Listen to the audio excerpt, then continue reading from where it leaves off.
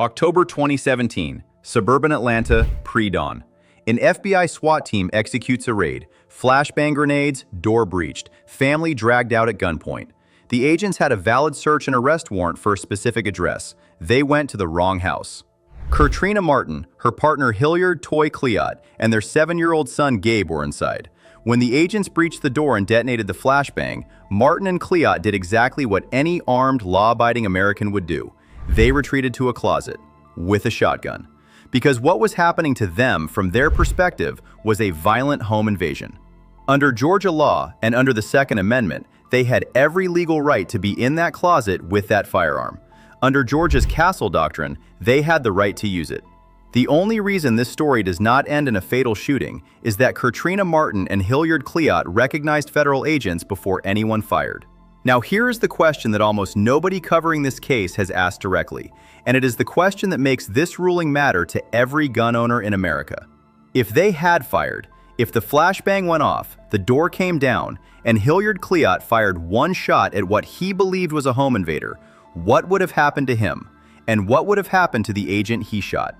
That question, what the law does when a law-abiding armed homeowner defends against a federal wrong-house raid, is exactly what this case is in the process of answering. And on June 12, 2025, the Supreme Court of the United States answered part of it, unanimously, 9-0, in Martin v. United States. Let me walk you through what the court actually held, because the coverage of this ruling has focused almost entirely on the human story, which is compelling, and almost not at all on the 3 specific legal holdings that determine whether federal agents can walk into the wrong house, terrorize an innocent family, and face no legal consequences whatsoever. The legal framework starts with the Federal Tort Claims Act. Congress passed the FTCA to allow private citizens to sue the federal government for torts, negligence, assault, battery, false imprisonment committed by federal employees in the course of their official duties. Before the FTCA, the doctrine of sovereign immunity meant the government simply could not be sued without its consent. The FTCA was Congress's consent, but Congress built exceptions into that consent, categories of conduct for which the government retains immunity even under the FTCA. And the federal government used 2 of those exceptions to try to shut down the Martin family's lawsuit before it ever reached a jury. The first exception, the discretionary function exception. Under 28 U.S.C. Section 2680A, the FTCA does not create liability for claims based on the exercise or performance of a discretionary function, meaning decisions involving policy judgment, choice, and professional discretion. The government argued that the FBI agent's decision to execute the warrant, including how the lead agent navigated to the address, his reliance on a personal GPS device rather than verifying the street number, constituted discretionary law enforcement judgment protected from suit. The 11th Circuit originally agreed. It held that the agent's failure to verify the address was a discretionary act grounded in law enforcement operational planning. Under that reading, the Martin family had no remedy. The government raided the wrong house, terrorized an innocent family with a flashbang grenade, pointed weapons at an unarmed woman and a child, and the legal system's answer was, that is protected discretion. The second defense, the Supremacy Clause.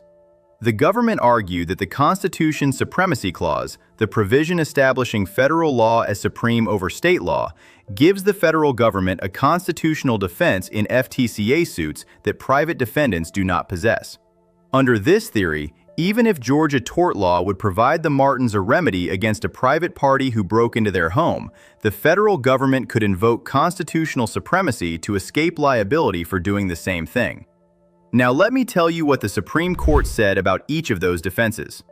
On the Supremacy Clause, the rejection was unanimous and categorical. The FTCA is itself the supreme federal law governing the government's liability for torts committed by its agents. It supplies the exclusive remedy for claims arising out of federal employees' official conduct. The Supremacy Clause cannot be invoked to override the FTCA's own liability framework.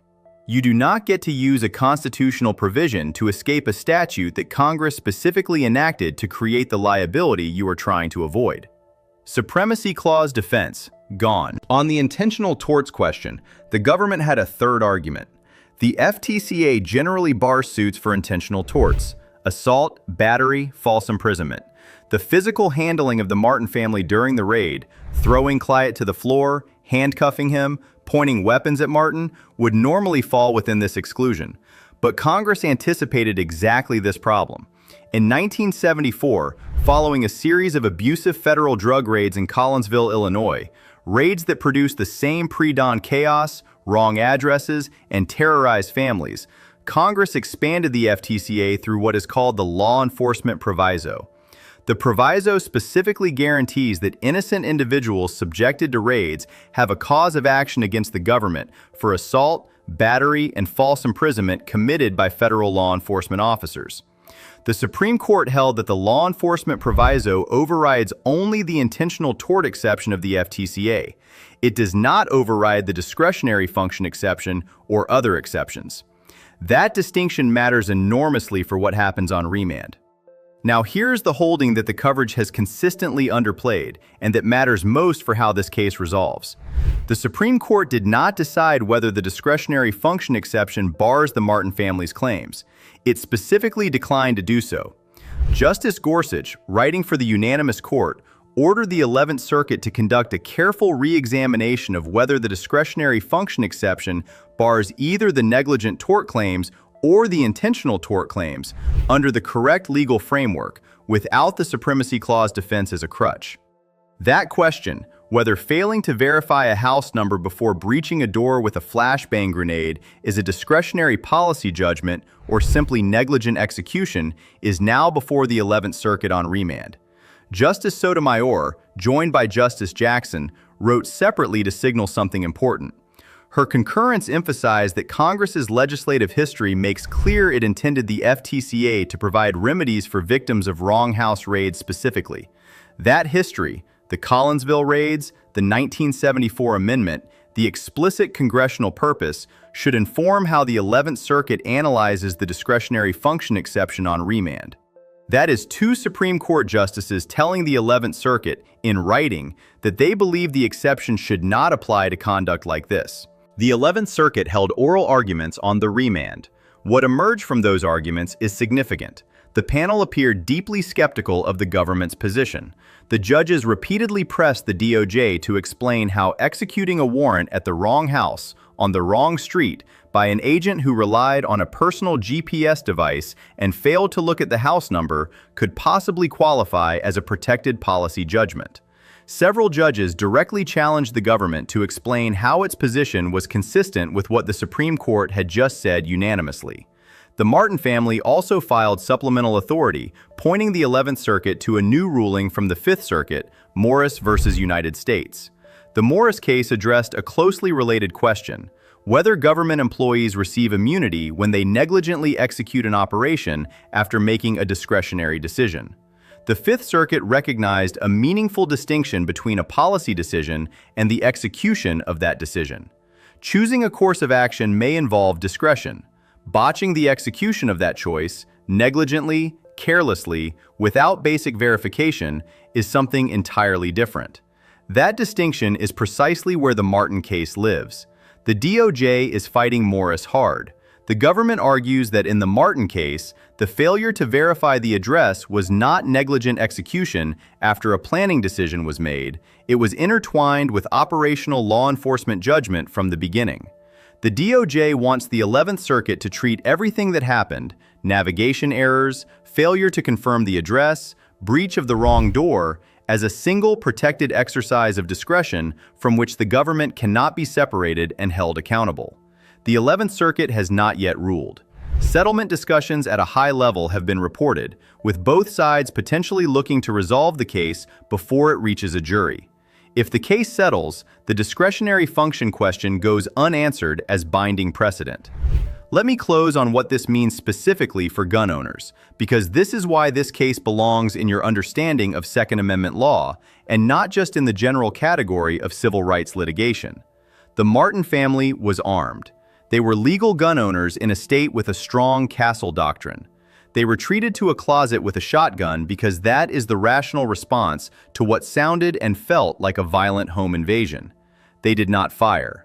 And because they did not fire, we are discussing a lawsuit rather than a homicide investigation. The castle doctrine in Georgia, and in most states, recognizes that a person in their home who reasonably believes they face an imminent threat of death or great bodily harm has the right to use deadly force in defense.